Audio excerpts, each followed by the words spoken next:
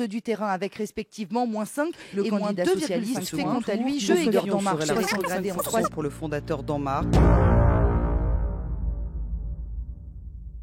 Si toi aussi, tu t'es déjà demandé pourquoi les sondages aux élections présidentielles paraissaient 6 sur 2, eh bien on va voir ça ensemble aujourd'hui. La plupart des sondages pour les élections présidentielles utilisent une méthode statistique appelée statistique inférentielle pour le verbiage bien scientifique. L'inférence, qu'est-ce que c'est ? C'est pareil que l'induction. C'est quoi l'induction ? C'est pas les plaques à induction, c'est l'inverse de déduction. Déduction, c'est partir d'un cas général pour en déduire un cas particulier. L'induction, c'est l'inverse. Partir d'un cas particulier pour évoquer le général.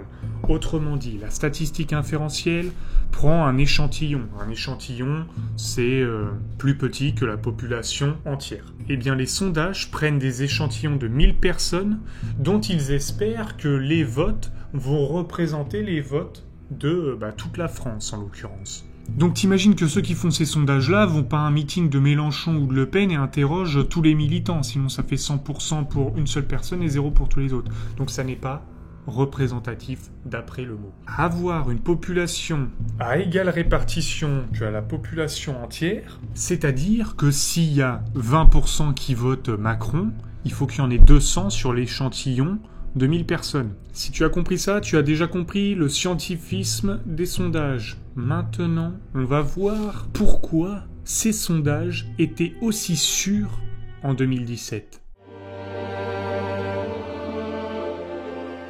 En 2017, bombardé par les élections présidentielles, l'actualité, tout le relayage des réseaux, toutes les statistiques, toutes les prédictions de vote, et machin et Fillon va passer. Eh bien, comment ces sondages ont-ils pu recueillir autant de données ? Pourquoi paraissait-il aussi fiable ? Toi aussi, tu te demandes, mais la population de référence, bordel de merde, moi j'y ai jamais été dans l'échantillon de 1000 personnes. Comment ils font pour faire les sondages ? Est-ce qu'il y a des gens qui se présentent, qui font des candidatures, des CV pour aller là-dedans ? Non. En 2017, sur Facebook, il pullulait des tests de personnalité, des tests du genre quel personnage de série, de manga es-tu ? C'est exactement l'expérience que j'ai faite, et comme à l'époque j'étais dans les statistiques, on va dire que j'ai eu la clairvoyance de voir ça. Sur Facebook, j'avais cliqué sur quel personnage de manga es-tu ? J'étais tombé sur un score, on s'en bat les couilles, c'est le mec de Death Note. Je savais pas qui c'était à l'époque. Puis, dans la description de la personnalité, un truc m'a intrigué. C'était « Vous êtes plutôt extrême ». Et là, je me suis dit, ces tests ne font que écran de fumée pour récolter des données politiques de comment on pense et pour qui on pourrait voter potentiellement. C'est exactement à ça que ça a servi. De comme par hasard, la date où a été créée la plupart de ces tests, en 2017. Tiens, regarde en 2022 si ça pullule pas de nouveau. Même les tests du genre « À quelle maison de Harry Potter appartiens-tu » c'est la même chose. Ce sont des sondages déguisés. Et par ces sondages déguisés, on a encore plus de vraisemblance de la part du répondant qui veut savoir vraiment à quel personnage il ressemble. Donc les sondages en deviennent d'autant plus fiables. Et il n'y a plus 1000 personnes qui répondent. Il y a beaucoup plus. Puisque ça va sur Facebook, c'est relayé, peut-être même il y a de la publicité, mais honnêtement, un truc comme ça se partage facilement. Tiens, quel personnage t'es, toi, machin. Tu comprends ? Et c'est avec ces données que les sondages estiment le pourcentage de vote que va avoir chacun des candidats. Mais ces estimations ne prennent en compte souvent que la moyenne. Et dans la troisième partie, on va voir un autre paramètre. Une anecdote de référence.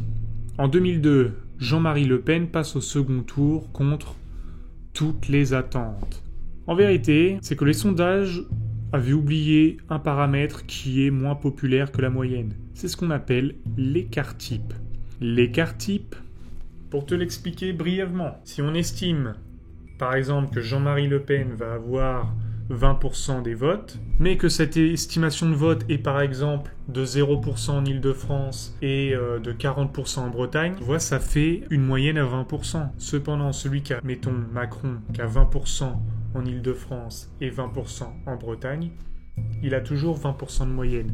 Mais ce qu'on appelle la volatilité, c'est-à-dire comment varie le pourcentage des votes dans chaque région, fait grandir l'incertitude quant au résultat final. Et l'écart type est là pour dire ça. Prenons un exemple.